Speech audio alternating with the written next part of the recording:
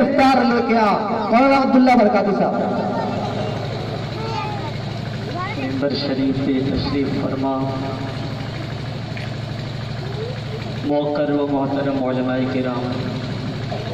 ائمہ کرام السلام علیکم ورحمۃ اللہ وبرکاتہ الحمد لولیہ والصلاة والسلام على نبیہ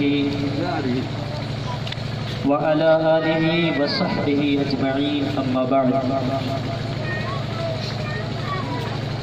فاعوذ باللہ من الشیطان الرجیم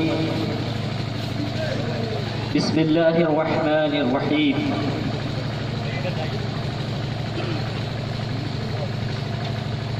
وما أصابكم من مصيبة فبما كسبت أيديكم ويعفو عن كثير آمنت بالله صدق الله العظيم وصدق رسوله النبي الأمين المتين الكريم ونحن على ما قال ربنا لمن الشاهدين والشاكرين والحمد لله رب العالمين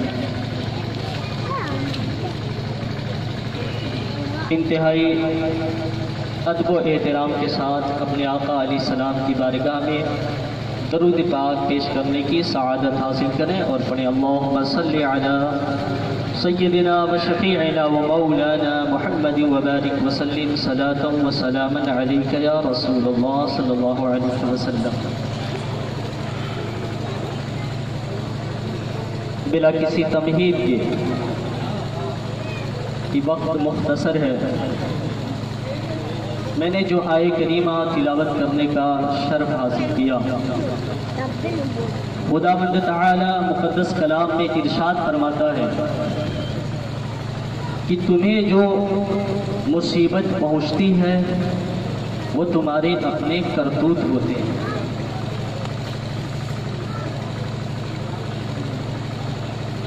اس آیت کریمہ پہ ہمارا ایمان ہو، ہمارا یقین ہو اور اس سے ہم نصیحت حاصل کریں اور عبرت حاصل کریں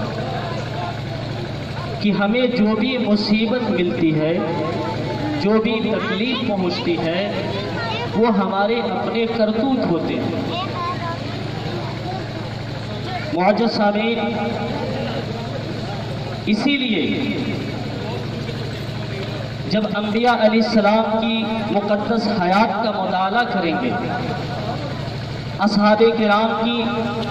حیات مبارکہ کا مطالعہ کریں گے، تو آپ کو یہ سمجھ میں آئے گا صحابہ کرام علیہ رضوان اللہ کی ذات پہ اس قدر یقین رکھتے تھے اور اللہ عز و جل سے اس قدر خوف رکھتے تھے کہ اگر ان کی زندگی میں یہ چلنے والی ہوائیں اگر اپنی رفتار میں اضافہ کر دیتی تھی، یہ چلنے والی ہوائیں اگر تیز ہو جاتی تھی، اگر آندھی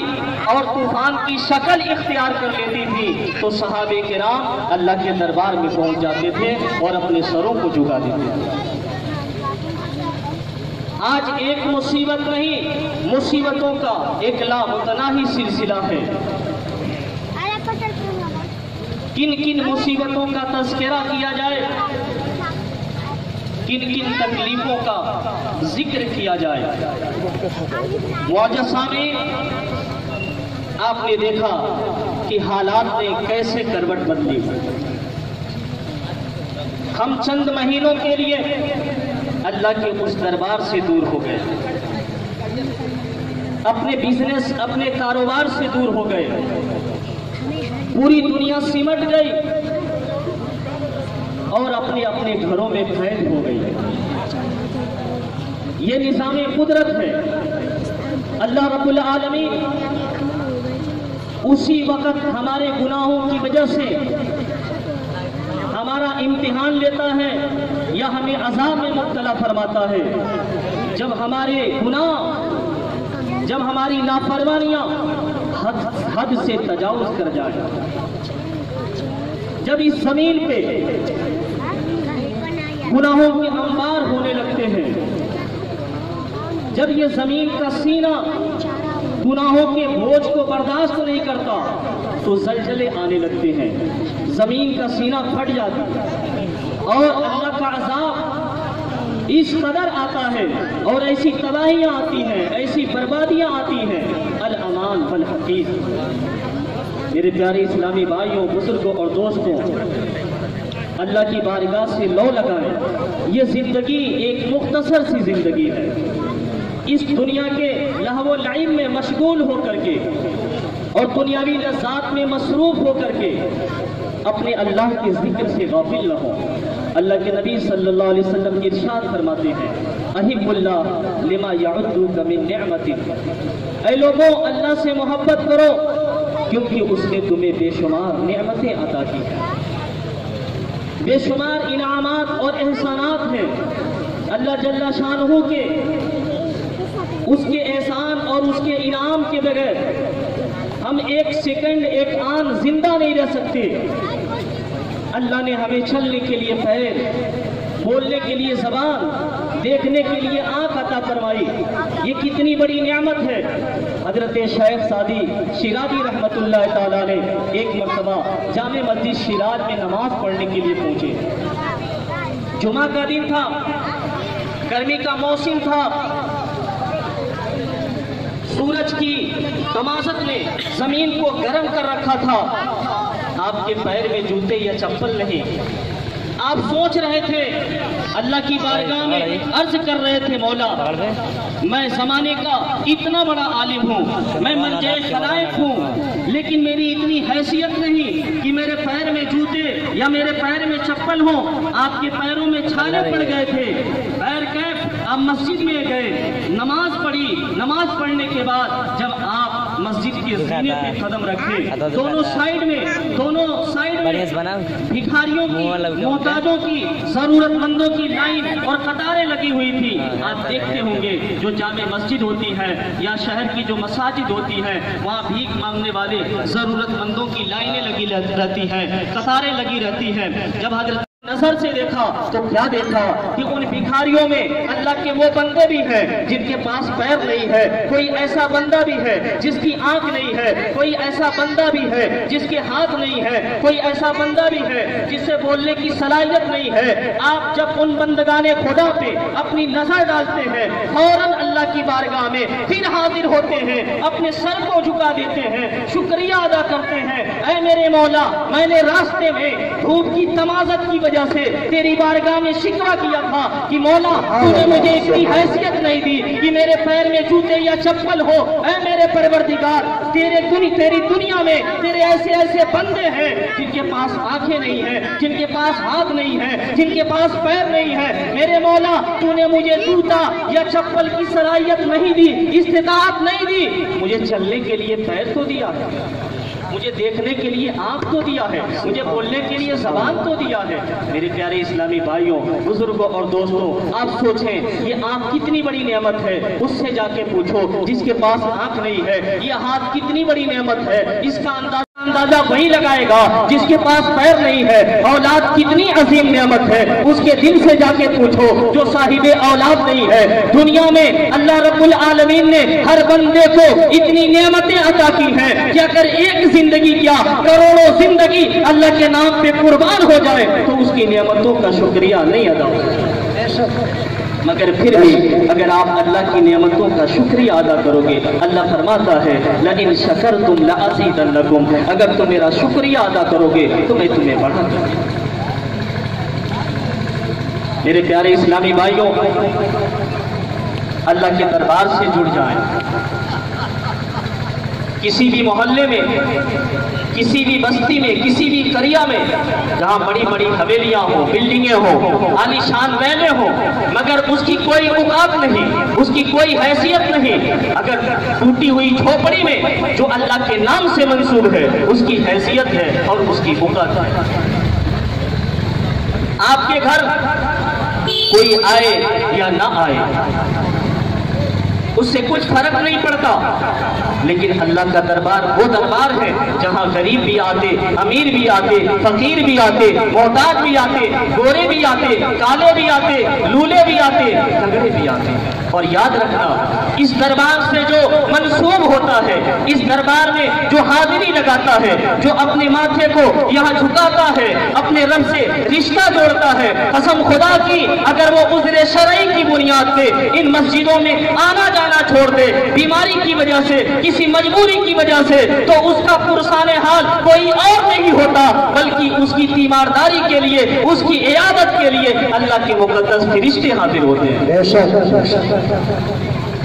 جب میدان قیامت وفا ہوگا، ایک نورانی ممبر ہوگا، ایک نورانی تخت ہوگا، دائیں بھی نور ہوگا، بائیں بھی نور ہوگا، سامنے بھی نور ہوگا، پیچھے بھی نور ہوگا، پورا تخت، پورا منبر نورانی ہی نورانی ہوگا، اور اس پہ کچھ شخصیات تشریف فرما ہوں گی جن کے چہرے نورانی ہوں گے، جن کے چہروں سے نور کی کرنیں پھوٹ رہی ہوں گی۔ قسم خدا کی اہل محشر یہ سمجھیں گے کہ یہی انبیاء کی جماعت ہے، یہی آدم، یہی نوح، یہی زکریا، یہی دانیال، یہی لوط، جن کو ہم نبی سنا کرتے تھے، جن کے بارے میں ہم پیغمبر سمجھا کرتے تھے، یہ انہی کی جماعت ہے۔ مگر یاد رکھنا غیب سے آواز آئے گی، اے اہل محشر ما ہم بانبیاء ولا صدیقین، نہ یہ انبیاء ہے نہ یہ صدیقین کی جماعت ہے، بلکہ یہ امت محمد کے وہ شخصیات ہیں، یہ اللہ کے وہ بندے ہیں قلبہ معلق بالمسجد، جن کا دل مسجدوں سے لگا ہوتا ہے۔ یہ وہ لوگ ہیں، یہ وہ بندے ہیں، یہ امتی ہیں جو مسجدوں سے پیار کرتے ہیں، جو مسجدوں سے لگاؤ رکھتے ہیں، جو مسجدوں کو آباد کرتے ہیں۔ آپ کی تمام نیکیاں ایک طرف، خواہ وہ چھوٹی ہو یا بڑی ہو، چاہے آپ نے کوئی مدرسہ تعمیر کرا دیا ہو، چاہے آپ نے پوری مسجد تعمیر کرا دی ہو، چاہے آپ نے حج کر لیا ہو، چاہے آپ نے بہت زیادہ مال زکات دے دیا ہو، چاہے آپ نے اللہ کی راہ میں جہاد کر لیا ہو، بڑی بڑی نیکیاں ایک طرف، اور خلوص دل کے ساتھ ایک چھوٹی سی نیکی جسے اللہ کی رضا کے لیے آپ کرتے ہیں، قسم خدا کی اللہ کے نبی ارشاد فرماتے ہیں اخلص دینک یکفیک العمل القلیل، اپنے دین میں اخلاص پیدا کرو، وہ تمہارے لیے کافی ہے۔ ایک چھوٹی سی نیکی، مسجد میں جا کر کے آپ جھاڑو لگا دو، اس کے گرد و غبار کو آپ صاف کر دو، اور اس یقین کے ساتھ کہ اللہ رب العالمین کی رضا ہے، اس کی خوشنودی حاصل ہوگی، قسم خدا مرضی مولا، مرضی مولا آپ کے تمام گناہوں کو معاف فرما کر کے رب کریم آپ کو جنت نعیم میں داخل فرما دے گا۔ یہ اللہ کی خفیہ تدبیر ہے، کوئی نہیں جانتا کہ اس کی کس نیکی کو اللہ پسند فرماتا ہے اور کس غلطی کی گرفت کر لیتا ہے تو اسے پریشانیوں میں مبتلا کر دیتا ہے۔ ہمیں اور آپ کو جو بھی تکلیف مصیبت پہنچتی ہے، ہمیں اپنے گریبان میں جھانک کر کے دیکھنا ہے کہ ہم سے کون سی غلطی، کون سی خطا ہو جا رہی ہے۔ اگر ہم اپنے گریبان میں جھانک کر کے دیکھیں گے، اپنے اعمال کا تجزیہ کریں گے تو یقیناً اس نتیجے پہ پہنچ جائیں گے کہ ہم نے اسوہ حسنہ کو چھوڑا ہے، ہم نے سنت نبوی کو چھوڑا ہے، ہم نے قرآن اور سنت کے جو حقیقی پیغام ہیں ان پہ عمل کرنا چھوڑا ہے۔ اور عمل بھی کرتے ہیں تو بہت کم، بہت ہی تھوڑا۔ مسجد میں نماز پڑھتے ہیں، 2 رکعت جمعہ کی نماز پڑھے اور مسجد سے ایسے بھاگے جیسے لگتا ہے کہ جیل سے ہمیں چھٹکارا اور نجات ملا۔ 2 رکعت نماز پڑھ کر بھاگ جاتے ہیں اپنے اپنے گھر کو۔ میرے پیارے اسلامی بھائیوں، مسجدوں کو آباد کریں، مسجدوں سے پیار کریں، مسجدوں سے محبت کریں اور اس کی تعمیر و ترقی میں بہترین تعاون پیش کریں۔ اللہ کی ذات پہ بھروسہ رکھیں کہ اللہ رب کریم آپ کو اس کے برکات اور اس کے ثمرات اور اس کے بہترین نتائج عطا فرمائے گا۔ وما علینا الا البلاغ۔ ماشاء اللہ، بہت عمدہ بات حضرت والا نے ہم سب کو دیا۔ اللہ ہم سب کو عمل کی توفیق عطا فرمائے۔ اس سے قبل کہ باہر سے آئے ہوئے مہمان کو آپ سبھی حضرات کے سامنے میں لاؤں، ایک بات بتانا چاہتا ہوں۔